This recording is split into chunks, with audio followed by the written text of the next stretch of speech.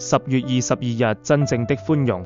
最後，我們開始令到所有人，包括我們自己，都有某些程度上的情感病態，並且常犯錯誤。因此，我們追求真心的寬恕，進而明白同胞之間真正有愛的含義。12步驟和12個傳統第72頁。我意識到所有人都在某種程度上有情感疾病，我們又怎麼不會如此呢？我們中有誰是精神完美的呢？有誰是完全身心健康的呢？我們中又怎麼可能有完全情感完美的人呢？